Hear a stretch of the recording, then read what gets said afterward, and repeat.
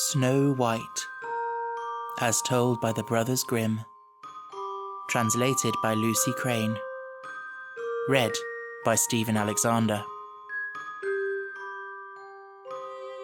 It was the middle of winter, and the snowflakes were falling like feathers from the sky. And a queen sat at her window working, and her embroidery frame was of ebony. And as she worked, gazing at times out on the snow, she pricked her finger, and there fell from it 3 drops of blood on the snow. And when she saw how bright and red it looked, she said to herself, "Oh, that I had a child as white as snow, as red as blood, and as black as the wood of the embroidery frame." Not very long after, she had a daughter, with a skin as white as snow, lips as red as blood, and hair as black as ebony. And she was named Snow White. And when she was born, the queen died.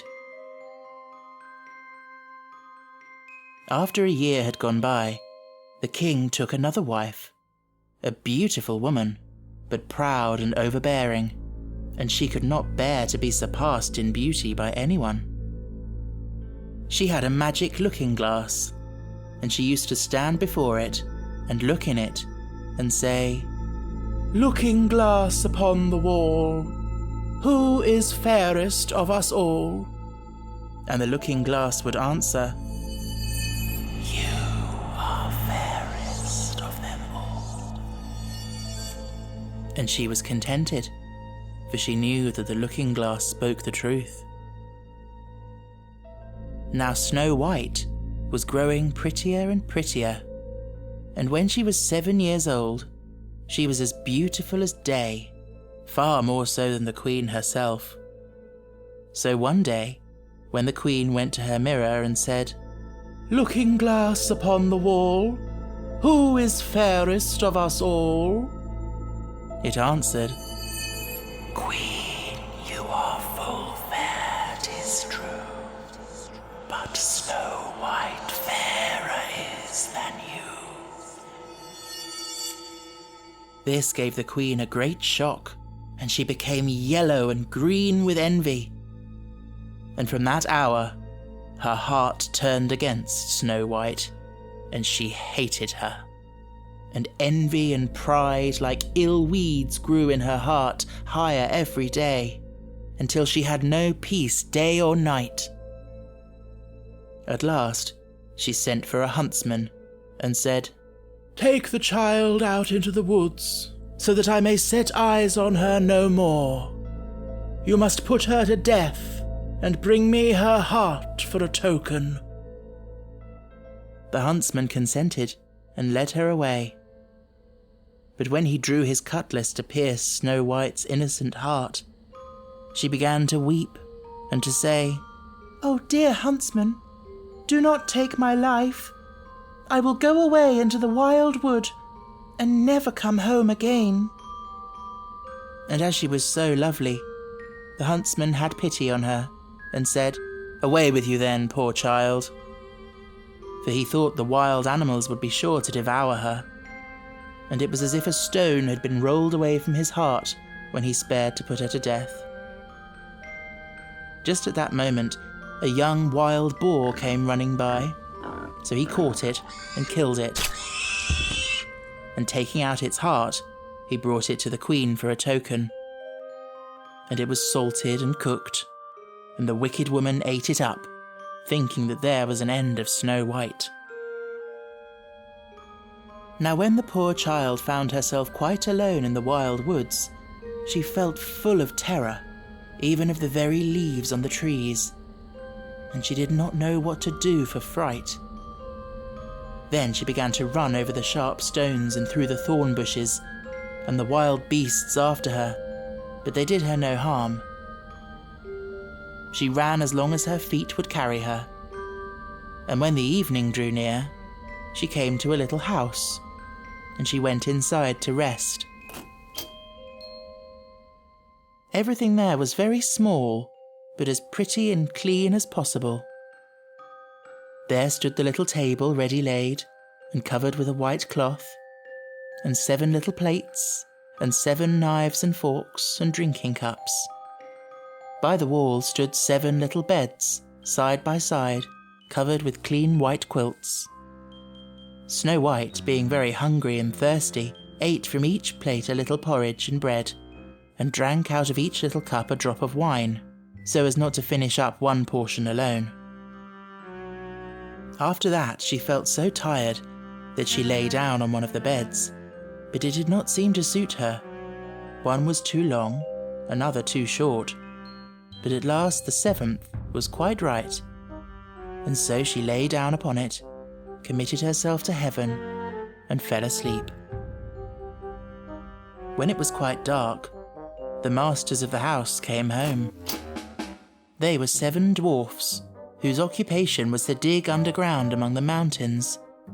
When they had lighted their 7 candles, and it was quite light in the little house, they saw that someone must have been in, as everything was not in the same order in which they left it. The first said, "Who has been sitting in my little chair?" The second said, "Who has been eating from my little plate?" The third said, "Who has been taking my little loaf?" The fourth said, "Who has been tasting my porridge?" The fifth said, "Who has been using my little fork?" The sixth said, "Who has been cutting with my little knife?" The seventh said, "Who has been drinking from my little cup?" Then the first one, looking round, saw a hollow in his bed and cried, "Who has been lying on my bed?" And the others came running and cried, "Someone has been on our beds too!" But when the 7th looked at his bed, he saw little Snow White lying there asleep. Then he told the others, who came running up, crying out in their astonishment, and holding up their 7 little candles to throw a light upon Snow White.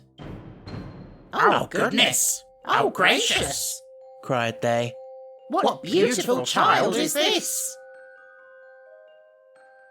And were so full of joy to see her that they did not wake her, but let her sleep on. And the 7th dwarf slept with his comrades, an hour at a time with each, until the night had passed.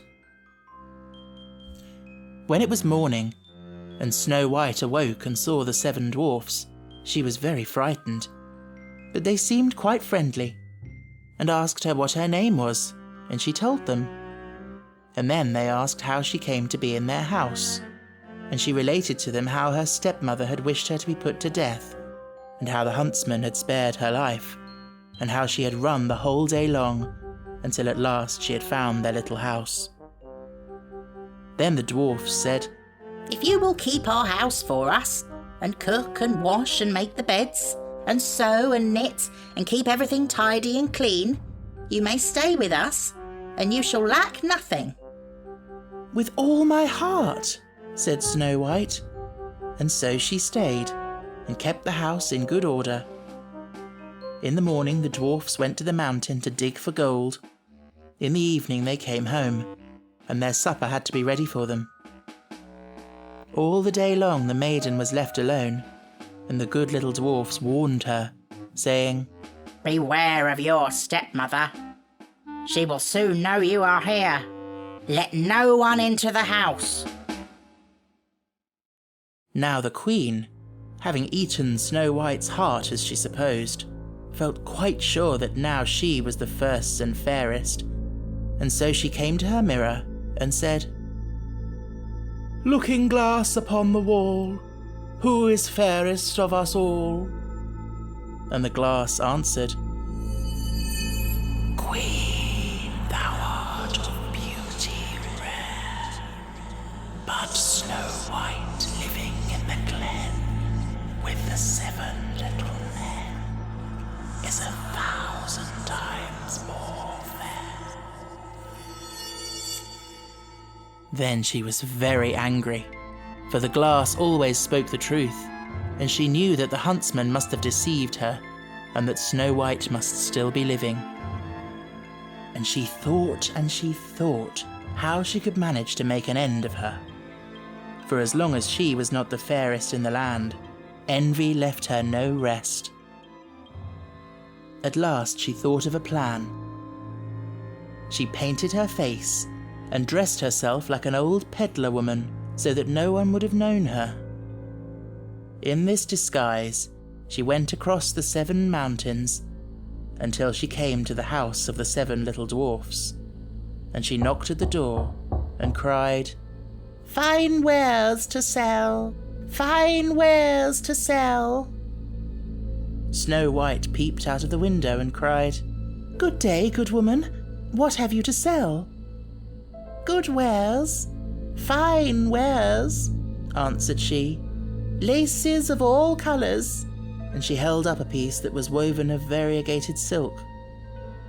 "I need not be afraid of letting in this good woman," thought Snow White, and she unbarred the door and bought the pretty lace.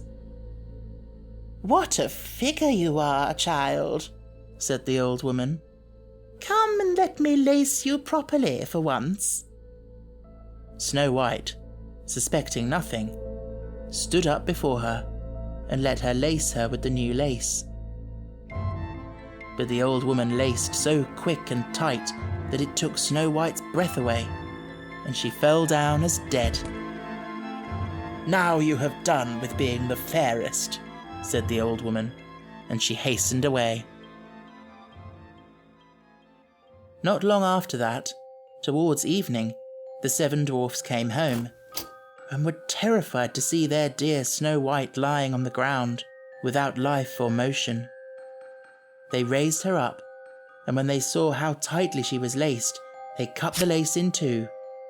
Then she began to draw breath, and little by little, she returned to life.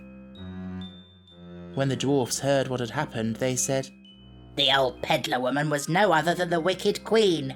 You must beware of letting anyone in when we are not here." And when the wicked woman got home, she went to her glass and said, "Looking glass against the wall, who is fairest of us all?"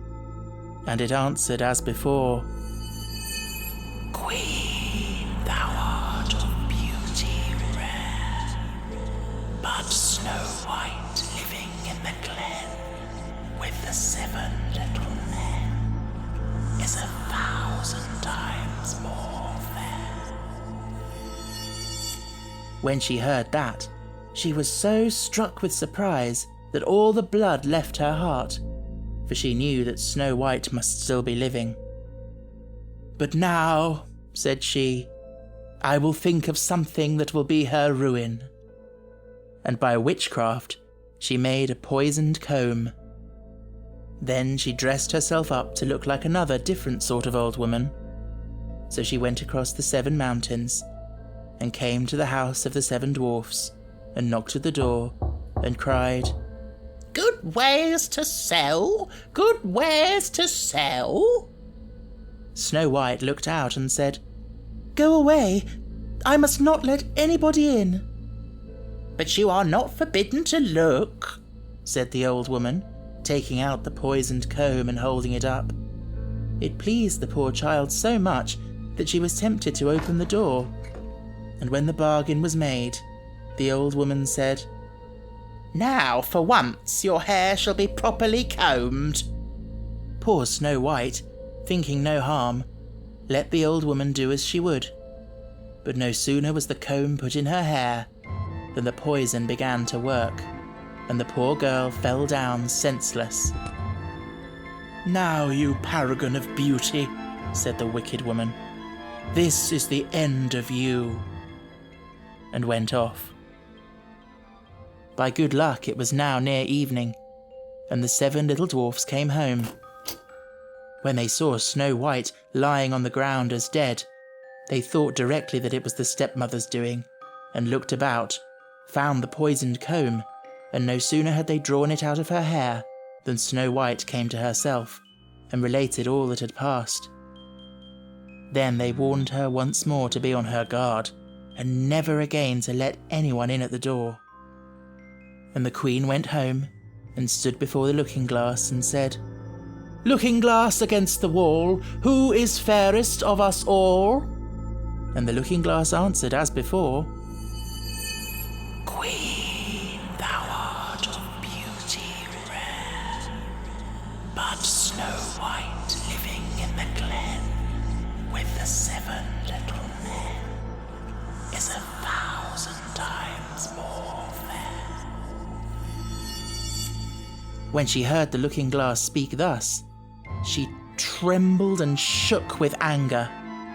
Snow White shall die, cried she, though it should cost me my own life. And then she went to a secret, lonely chamber where no one was likely to come. And there she made a poisonous apple. It was beautiful to look upon, being white with red cheeks, so that anyone who should see it must long for it. But whoever ate even a little bit of it must die. When the apple was ready, she painted her face and clothed herself like a peasant woman, and went across the 7 mountains to where the 7 dwarfs lived. And when she knocked at the door, Snow White put her head out of the window and said, I dare not let anybody in. The 7 dwarfs told me not. All right, answered the woman. I could easily get rid of my apples elsewhere. There, I will give you one. No, answered Snow White. I dare not take anything. Are you afraid of poison? Said the woman. Look here, I will cut the apple in 2 pieces. You shall have the red side. I will have the white one. For the apple was so cunningly made that all the poison was in the rosy half of it. Snow White longed for the beautiful apple, and as she saw the peasant woman eating a piece of it, she could no longer refrain, but stretched out her hand and took the poisoned half. But no sooner had she taken a morsel of it into her mouth than she fell to the earth as dead. And the queen, casting on her a terrible glance, laughed aloud and cried, As white as snow, as red as blood, as black as ebony. This time the dwarfs will not be able to bring you to life again. And when she went home and asked the looking glass, Looking glass against the wall, who is fairest of us all? At last it answered, You are the fairest now of all. Then her envious heart had peace, as much as an envious heart can have. The dwarfs, when they came home in the evening, found Snow White lying on the ground, and there came no breath out of her mouth, and she was dead. They lifted her up, sought if anything poisonous was to be found, cut her laces, combed her hair, washed her with water and wine, but all was of no avail. The poor child was dead, and remained dead. Then they laid her on a bier, and sat all 7 of them round it, and wept and lamented 3 whole days. And then they would have buried her, but that she looked still as if she were living, with her beautiful blooming cheeks. So they said, We cannot hide her away in the black ground. And they had made a coffin of clear glass, so as to be looked into from all sides. And they laid her in it, and wrote in golden letters upon it her name, and that she was a king's daughter. Then they set the coffin out upon the mountain, and one of them always remained by it to watch. And the birds came too, and mourned for Snow White, first an owl, then a raven, and lastly a dove.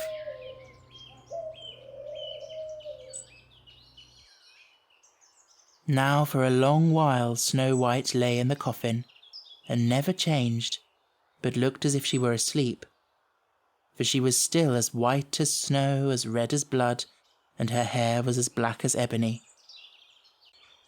It happened, however, that one day a king's son rode through the wood and up to the dwarf's house, which was near it. He saw on the mountain the coffin and beautiful Snow White within it, and he read what was written in gold letters upon it. Then he said to the dwarfs, "Let me have the coffin, and I will give you whatever you like to ask for it." But the dwarfs told him that they could not part with it for all the gold in the world. But he said, "I beseech you to give it me, for I cannot live without looking upon Snow White. If you consent, I will bring you to great honour and care for you as if you were my brethren." When he so spoke, the good little dwarfs had pity upon him and gave him the coffin, and the king's son called his servants and bid them carry it away on their shoulders. Now it happened that as they were going along, they stumbled over a bush, and with the shaking, the bit of poisoned apple flew out of her throat. It was not long before she opened her eyes, threw up the cover of the coffin, and sat up, alive and well.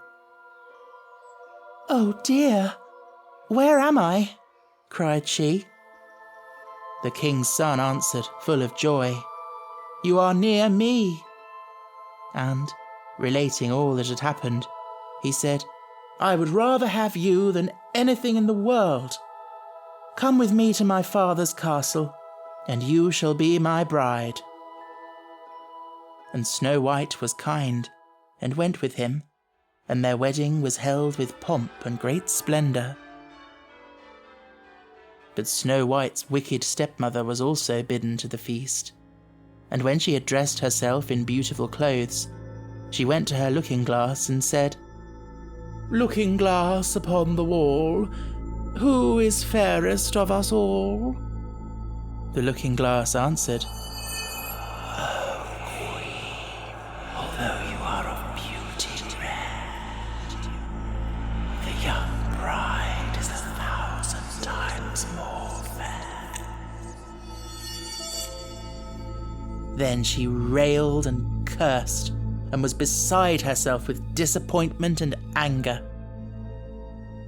First she thought she would not go to the wedding, but then she felt she should have no peace until she went and saw the bride. And when she saw her, she knew her for Snow White, and could not stir from the place for anger and terror, for they had ready red-hot iron shoes, in which she had to dance until she fell down dead.